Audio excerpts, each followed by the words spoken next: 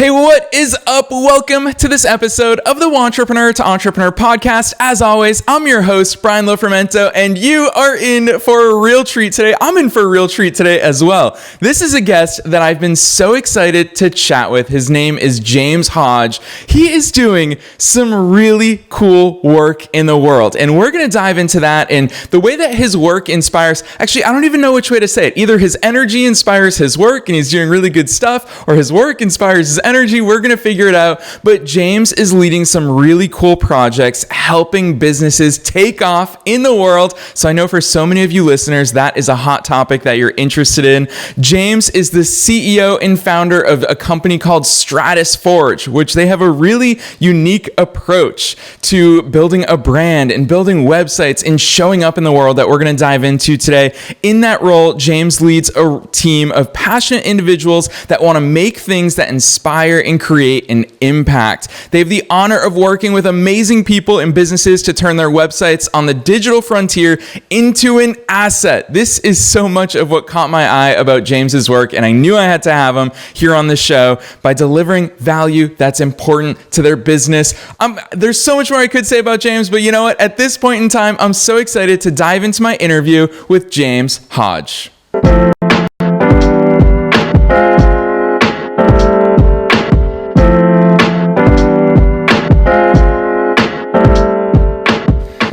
All right, Jaimz, you heard your introduction. Officially, welcome to the Wantrepreneur to Entrepreneur podcast. Thank you so much for having me today. Really appreciate the intro. That was very nice of you. Heck yeah. Honestly, there's so much that I'm so excited to dive into with you here today. But first things first, as is customary, fill in the gaps from your bio. Obviously, you are an awesome entrepreneur doing really cool work, but fill in the gaps on a personal level. Who is Jaimz Hodge? I'm the founder of Stratus Forge, and we're a business that helps entrepreneurs and business owners help establish their presence online by helping them turn their website into an asset that helps bring them more customers and turn those customers into repeat customers as well. I kind of got started doing this back in high school, back when Amazon was becoming a huge thing and everyone was starting to purchase from them, and it was becoming more of a household name. And I remember building my first website for my mom, who was wanting to start selling some jewelry and some arts and crafts online. And I was really excited to get this new website launched on the new interweb and this new opportunity that was available. I really loved working on the computer and starting to design things. But I remember when we finally got that website launched through GoDaddy that we never made a sale. And for a long time, that really didn't bug me until later on. I started realizing that more and more businesses were starting to actually find a way to make money online. I still really enjoyed the process of building websites, and so I continued to kind of do that on the side. But it wasn't until about 3 years ago that I was finally given the opportunity to help a friend out to establish their first e-commerce business. And I really got to see what it was behind the window that made a website tick, and the different elements that were required to help it be successful, that I realized that I really could turn this into a business that could actually help people and not just make a pretty website. Yeah, I love that overview, and you already touched on so many topics that we're definitely going to dive deep into here today. But the first is you're already distinguishing the difference or making the difference between a website and a business. You said for your moms, I love that story, Jaimz. It sounds like when we were kids, we were both doing the same things, just toying around on computers. And you realize just getting a website up doesn't actually do anything. And it's one of the things that caught my eye about your work. First and foremost was right on your website, which we're going to talk about towards the end of today's episode, but it's stratusforge.tech. Everyone should check it out. It's very different. You're going to see how Jaimz does business. There's a clear overview of the process, how to get engaged with him. But the thing that I want to bring up at this point is it's right there at the top of your website. Own a brand, not just another business. What does that mean to you? What is the difference between a brand and a business? Yeah, absolutely. So the biggest thing to me is that brands are a business that's recognizable, that builds trust with their audience quicker, whereas a business is another, basically a name in the yellow books, right? So when you look up, I need a plumber, a business is going to show up in a list of different businesses that could potentially vie for that work, right? They're going to have to give out a bid. They're going to have to compete with their competition to get that work. A brand is going to be a business that's already established themselves. And when someone says, I need a plumber, they're going to remember that plumbing van that drove by. They're going to remember that billboard. They're going to remember that Facebook ad, because that brand has established themselves in the minds of the people before the people even need their service. And so when they're like, oh, my sink is leaking, they're going to say, oh, I need to talk to Harry's Plumbing because I've seen them all over the place. Yeah, so bridge that gap for us, James, because I know a lot of listeners, remember, we're talking to so many entrepreneurs, a lot of beginner entrepreneurs, ones who are dreaming of hitting that elusive 10K a month mark is a milestone for so many listeners of this show. And they're thinking, James, how am I going to be a successful business? How am I going to build a brand when I don't necessarily have a big customer base just yet? What are those actual elements that we can control as business owners? Obviously, so much that we can't control: our customers, the reviews that we get, although we can control that to a degree. What are the things that we can control when it comes to building a brand? I think the easiest step is to establish a website that's going to give you a good first impression with a customer. Statistics and studies are showing that 48% of people are determining the credibility of a business through their website now. And I imagine that number is only going to grow as time goes on. And so if people come to your website now more and more as your business card, as the determining fact of whether or not they'll do business with you or your competition, I think that's a great first spot to start, especially if that's something that you haven't developed. If it's something that you haven't built or something that has just been on the sideline for a long time, if you jump in there, that's probably going to be the easiest and the most effective thing to improve to start seeing results. Yeah, which leads us right into, it's a big line of questioning that I've got for you today, James, but what the heck do we put on our website? There's so many websites that I see that are terrible, that don't represent the business, that you could tell it's just a canned Wix template or Squarespace template, and it doesn't say anything different than any other, let's roll with your example, plumbing company, for example.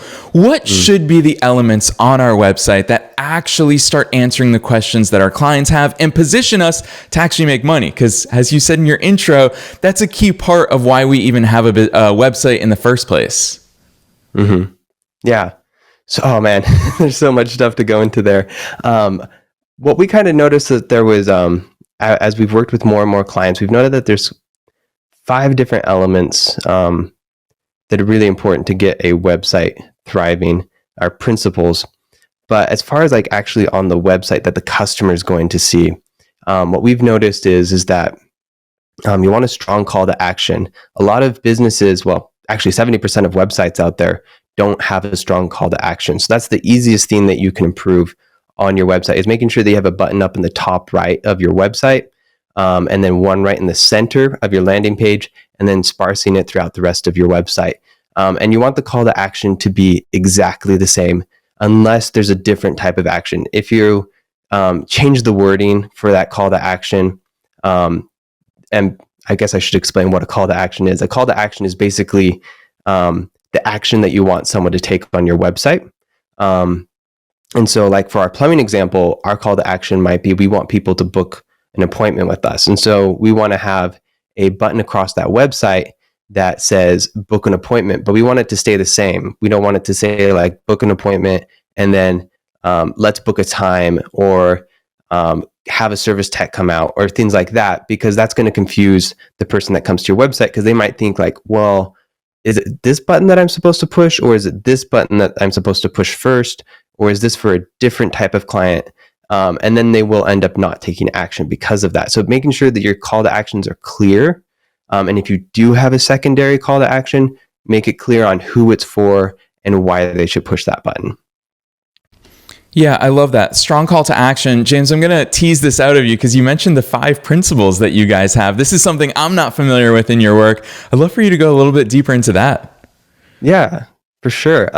So kind of the 5 principles are things that we've noticed for websites that have started showing growth over time, and then versus the websites that we've worked on that didn't show. So we kind of sat down and we started saying, okay, what about these different websites are actually causing these websites to grow steadily and somewhat predictably?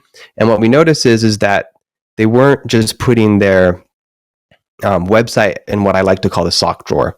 So what a lot of people do, what I did with that first example of my mom's crafts website, is I built the website and then I put it in the drawer proverbially. Basically, we didn't do anything with it after we made it. And it's just like putting a business card in a sock drawer. If you bought 1,000 business cards and then you put them in your sock drawer, they wouldn't do anything for you. They've become useless. However, if you are using those business cards to get in front of other people to help bring in more work, right? If you went and handed out 1,000 of those business cards, you're very likely to at least get one person that wants to work with you, right? And so with a website, it's kind of the same thing. So what we started looking at is, what we noticed is that websites that succeeded, they had a plan in place on how they were going to grow their business. They had the technology to help drive that plan to make sure that they were being efficient, saving them time and money. We noticed that they had consistent content. So they were writing blog posts, they were doing social media.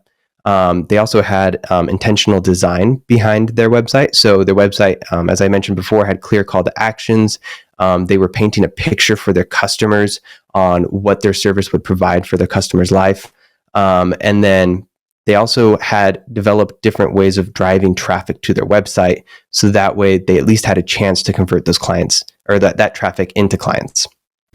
Yeah, I love that overview, James. And it doesn't surprise me that you guys have taken the time to sit down and really examine all the different, I love your client roster because it's such a diverse client roster, totally different businesses, totally different industries. And it's cool to see the patterns that you guys have identified and analyzed inside of all of those. The first one in particular caught my mind for two reasons. One is that one of my words for 2023 is intention. And I know for so many of my listeners, they're listening to this and hearing you say, well, yeah, step one is to have a plan. And that's where so many are falling off the wagon. So of course they don't have numbers 2 through 5. Talk to us about what a plan for growth could look like. What are some plans that you've seen? Like, are we talking a 80-page business plan? Are we talking about on the back of a napkin, just saying, hey, here's how we're going to grow and when we're going to grow? What's your perspective on a successful plan that sets you up for growth?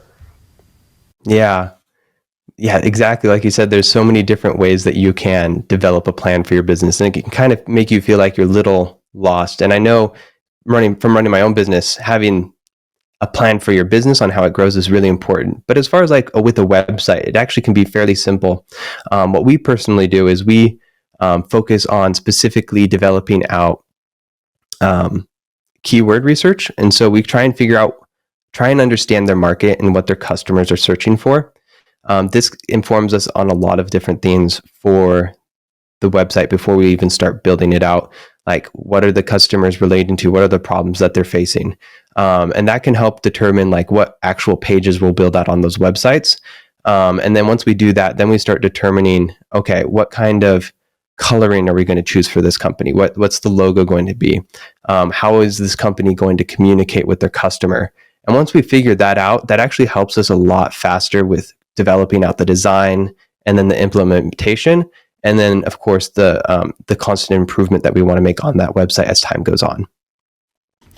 Yeah, and on that note, I'm going to call something out for listeners because I always think as a show host, it's important for me to call out the little nuggets of brilliance that may have gone unnoticed. And all of you listeners right there, look at how James answered that question. It's my favorite way to do business in the world. It's my favorite type of entrepreneur is that when I asked him, his default answer is to go back to considering your customers. Go back to asking yourself, well, if I want to plan to grow my business, let's first examine my customers. And Jaimz, I love seeing that that's your first step when it comes to that website design.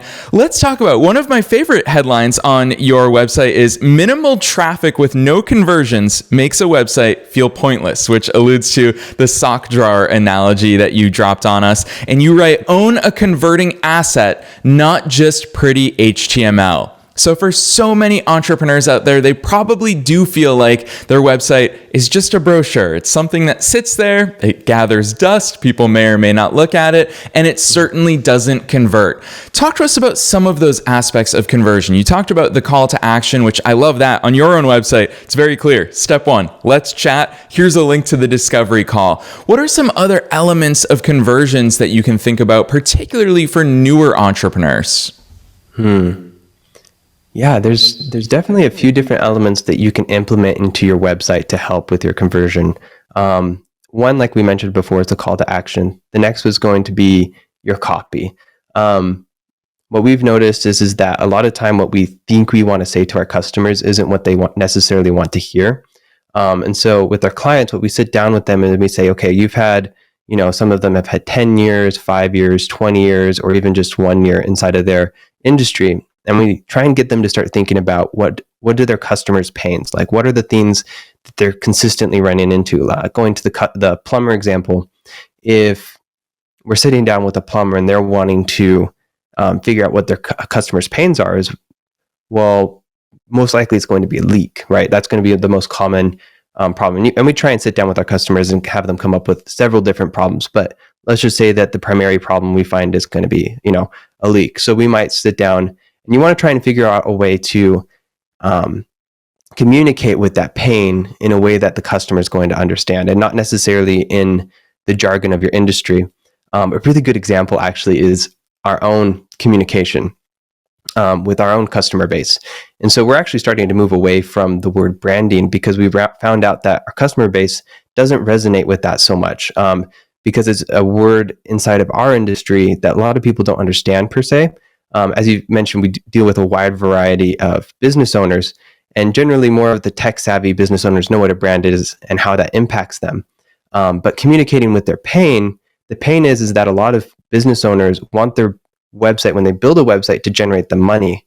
And so they want it to be an asset to their business and not a drain. And so we realized that targeting that pain is far more important than simply using how we want to explain ourselves to them. And so that's a really important way to help your website help you convert more clients over. The second one is I'd recommend trying to start building up an email list for your business. And this is really helpful, especially for like service-based businesses, and more so than they might think, because you might want to be able to, a good example actually is like, we've worked with a chimney sweep before, and so they're very seasonal. And so once they develop up an email list, right, a lot of those contacts they're not going to talk to until it comes time to have their chimney swept. And so helping them to have that email list, that becomes valuable for them to be able to reach out to them when it's time for that service to happen. Yeah, I love that advice there. And it's also actionable for everybody when it comes to your existing website even. Those are simple tweaks that you brought up that can start making websites more effective. One tweak that may not be so simple that I've been excited to talk to you about here today is design. And you've already mentioned it a few times in the things that we've already talked about. But design is such a tricky topic for so many entrepreneurs because let's face it, Jaimz, not all of us are as creative and aesthetically in tune as you and your team are. You guys are incredibly talented at what you do. It's evident on your very own website, which I like because for a lot of us entrepreneurs, I always like the phrase that the cobbler's kid has no shoes, and it's true for so many of us, but not for you. Your website is awesome to see. It's awesome in its flow. It's awesome as a prospective customer to see your flow, but let's talk about design. How do we balance design with convertibility, with having a website that just gets the job done? Because this is something that holds so many people back when it comes to developing, launching, tweaking their own website. Yeah, I think that's a great question. I don't think I've ever had to explain like, how do you actually apply good design to your website? I think the best thing to do is to draw it out on paper first. So what we often do is first we establish our guidelines, right? What colors are we working with? What logo? We have the logo design done, so we know kind of what that's going to look like. We know what copy is going to go on the website. Once you kind of have that all done, we don't go to the computer and start building it out, because we found that we end up wasting a lot of time to build out that website. What we'll actually do is we'll grab a piece of paper and we'll start drawing out the different elements that we'll want. We're like, okay, we want a button here. We want this text to go here.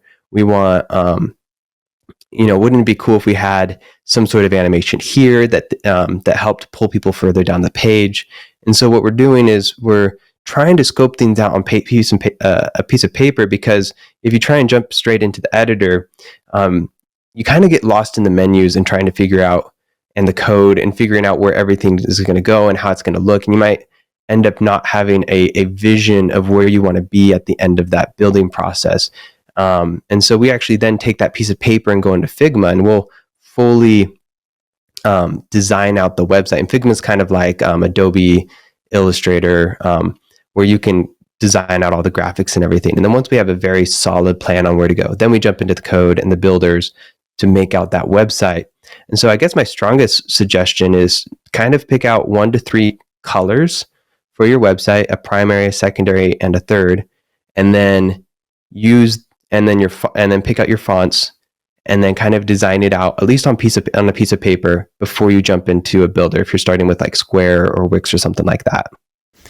Yeah, I love that advice, and it makes me very happy to hear that you also start on paper, because the equivalent in the world of writing, for example, when I was sitting down to write my book, is that if you stare at a blank document, you're right, you're just paralyzed with possibilities. You're paralyzed with not knowing where it is that you're going. So I always tell people who are interested in writing a book, it starts out with a lot of Post-it notes, and it sounds to me like that's exactly how your websites start out, on a piece of paper. Just start sketching. So I love that advice. I've got to ask you this, James, because your client roster definitely intrigues me. I love not only the businesses that you work with, but I love that you apply this to your personal life with what you do with your wife when it comes to what you guys are doing in the world of dogs. And tell us a little bit about that, actually, before I dive into my next question.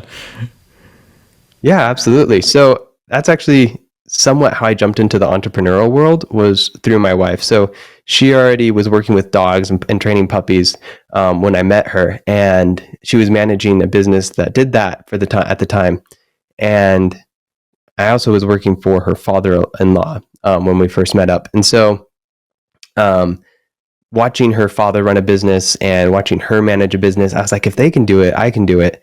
And so eventually, once we were married, we decided to go ahead and buy that dog business.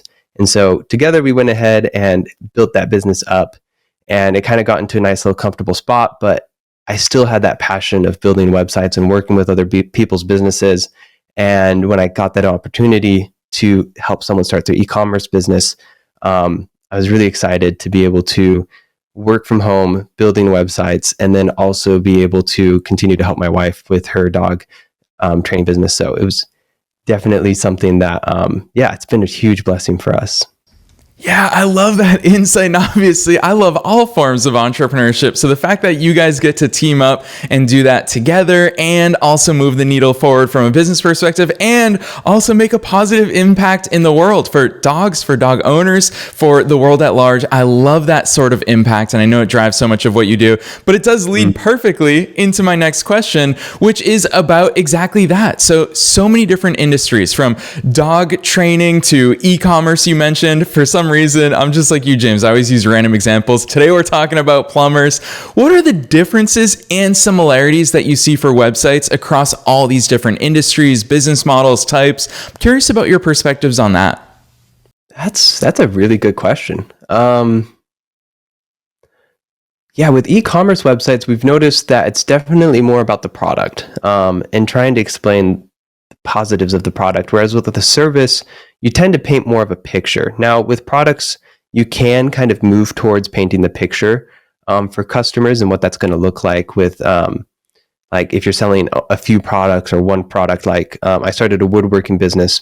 It was a very a short splurge, and I ended up having to put that on the side. But what I did with that one is I painted a very clear picture of what it would look like on your table, to have a charcuterie board. And so it was very much like story driven, through pictures and through text. Whereas like some of the bigger e-commerce websites, you have so many products and so many things going on and so many moving parts, that it's a lot to manage, and trying to just sell a story becomes a lot harder because a story takes time and takes effort to kind of build out. And so with those, it's more about creating functionality and making it easy for the customer to find what they're wanting to find. And so you kind of become more of like a catalog. Although branding is still just as important with coloring and text. So a lot of elements in the websites that we've built are similar. It's just very, very small and minute details that are different, I guess. I don't think there's actually that many differences, because still with this e-commerce store, you're still going to be looking at a strong call to action to buy. Same with a service, you want to get them to schedule a call. Yeah, a lot of it's very different. It's just a lot of the stuff in the background that I've noticed that is different, like how you run the website, what kind of different applications you need to help keep data organized and things like that. And yeah, that's mostly but our process from start to finish, like how we approach design and then implementation, is very similar. Yeah, I love that. And it's actually something that I've found in all of the years. So I've been an entrepreneur for 15 years now, worked with literally thousands of entrepreneurs. And you're right. I found that there are some patterns that are just universal, that I've identified it. And my podcast listeners have heard me beat this drum so many times. There are 6 things that every single business must have. It doesn't matter what type of business they are. It's the same 6 things. So it's fascinating for me to hear those parallels across different disciplines as well. Like in this case, website design. Jaimz, one area that we haven't dove into, and we're already almost half an hour into this interview, and I'm sure we could both geek out about tech, about websites, about business, about marketing all day long, but it's also fun for me to talk entrepreneur to entrepreneur. And I know that one of your superpowers is bringing teams together, and you share a belief with me that things are better when you're doing it together. Nothing great is ever accomplished alone. So I'm really curious as an entrepreneur to hear your perspective on what you've learned as you've grown your team. What are the things that surprise you? What are the things that you know are key components of successfully running a team? Share some insights there for us.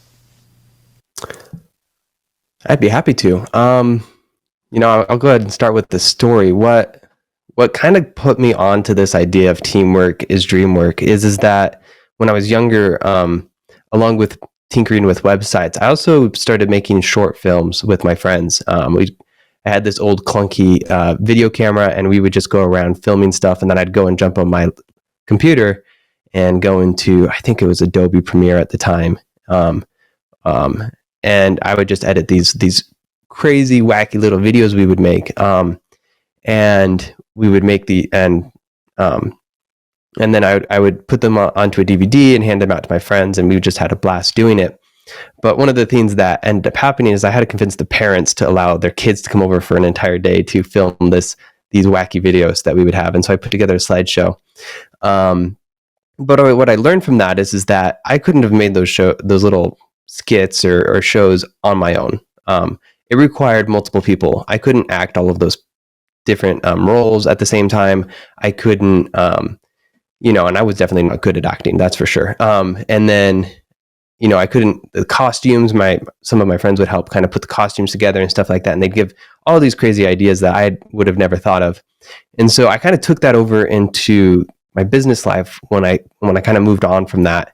And what I've noticed is that, like with websites, I can design a website, but I'm actually what some would call a non-technical CEO. So I don't actually know how to code a website from scratch, but my team does, right?